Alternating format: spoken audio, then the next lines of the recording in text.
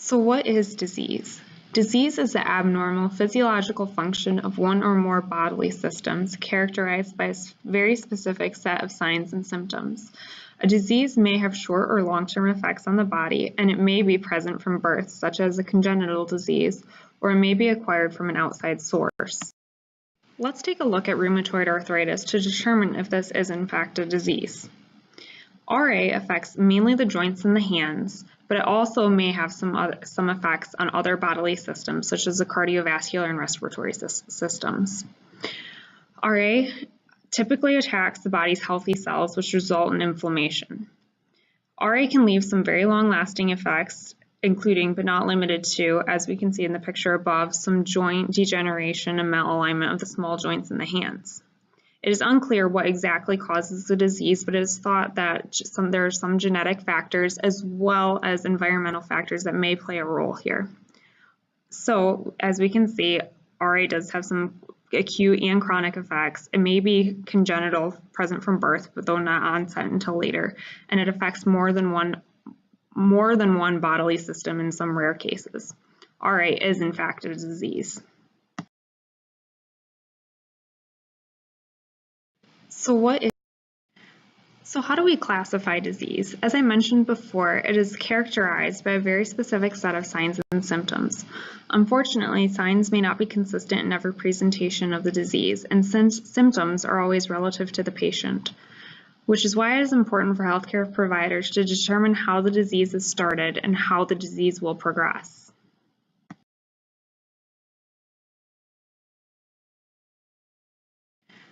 So how do we classify?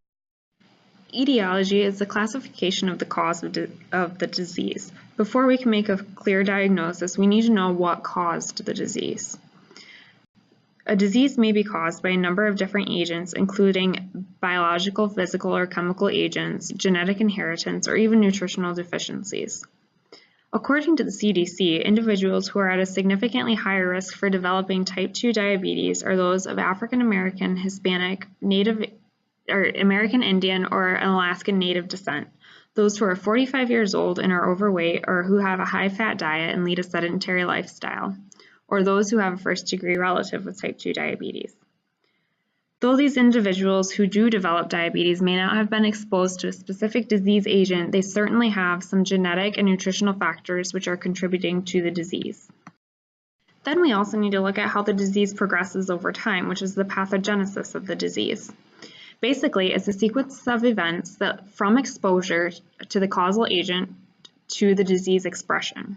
In looking again at type 2 diabetes, we can determine that one of the causal agents is genetic predisposition.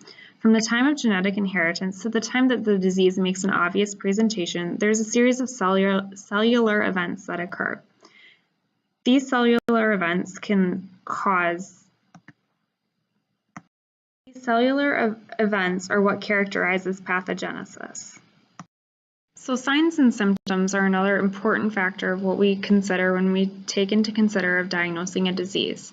Signs are the obvious afflictions that the patient presents with, which a provider can see and measure, such as fever, swelling, rashes, etc.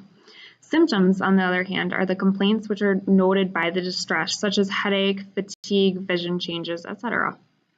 When taking a patient subjective, we take note of the symptoms that they are complaining of, while in the examination portion of the visit, we make note of what we as providers can see. So then what is a syndrome? A syndrome is a disease or disorder that has more than one identifying feature or symptom. This means that it has a consistent presentation, which makes it unique from all other disease states. For example, looking at Down syndrome.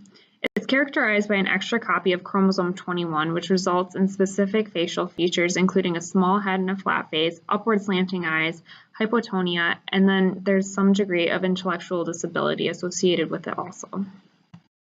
So making a diagnosis. A diagnosis is determining the causal agent and the nature of the disease.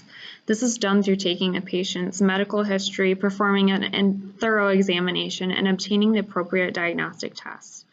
The diagnostic tests may include some lab work, imaging studies, screenings, etc., all of which help to determine an appropriate diagnosis.